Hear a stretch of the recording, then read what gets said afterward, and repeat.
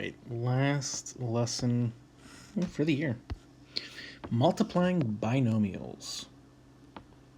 So the first thing I'm asking you to do is multiply x plus y to x plus z using distribution.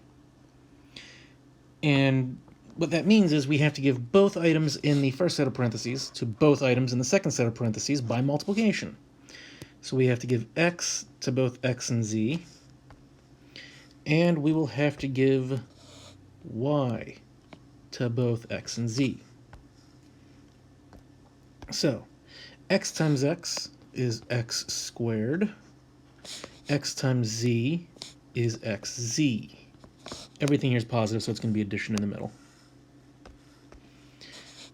Y times x is yx. Y times z is yz. So when I distribute, I get a polynomial, a four-term polynomial. X squared plus xz plus yx plus yz. This is a process that you are going to do many times in Algebra 1, Algebra 2, even Algebra 3. And because of that, we actually have a shortcut so that you can remember to do all four terms. And that shortcut is the word FOIL. And you can see I have it written here. It stands for first, outer, inner, last. And there's a reason we do it this way, and it'll be a little bit more obvious when I get to further examples. Okay, but so first would mean multiply the two things in the first position. So x times x is x squared. Outer means multiply the two things in the outermost positions.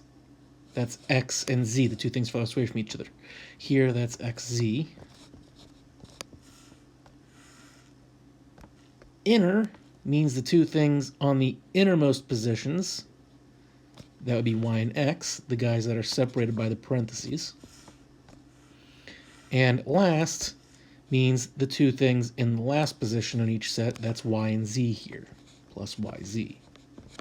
And you can see it winds up being the exact same thing I did above. First times first, then the outer bits, the inner bits, and last times last. The reason that we have an acronym for this is you're supposed to get 4 parts. So by making a 4-letter, 4-word acronym, it helps you remember to do all 4 parts. Otherwise, it's very easy to forget something here.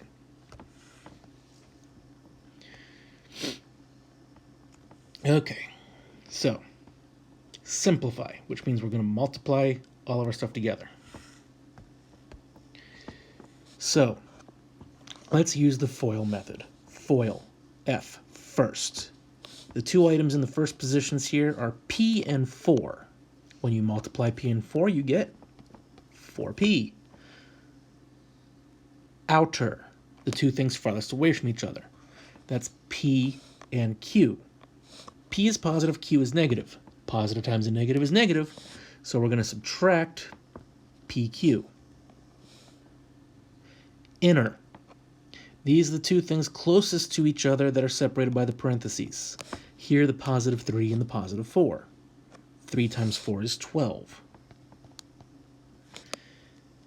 Last, the two things that are at the end of their respective sets of parentheses. Positive 3 and negative Q.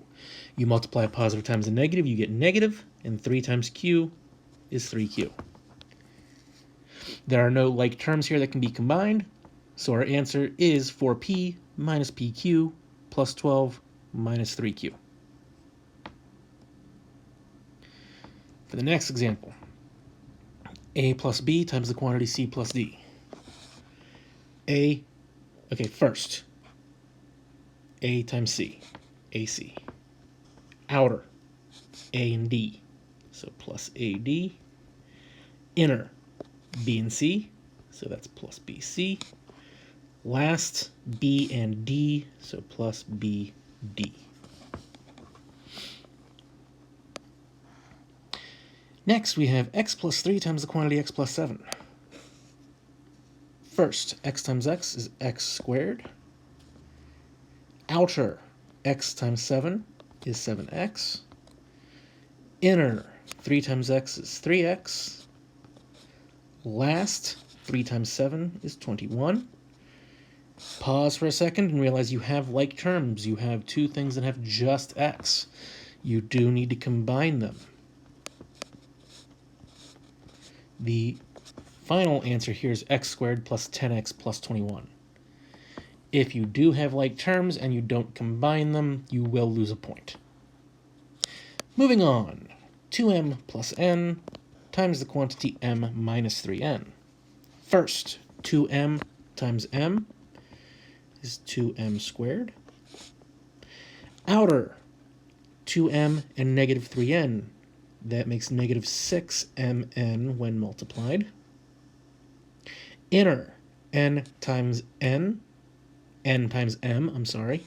You could say nm, but we should put those in alphabetical order. It'll help us see that we do have like terms again. And last, n times negative 3n, positive times a negative is negative, 3n squared. We do have like terms here, 6mn and mn.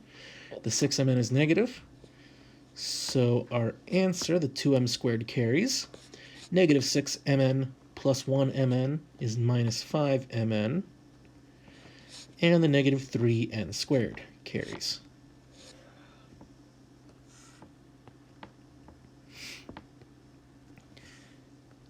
Okay.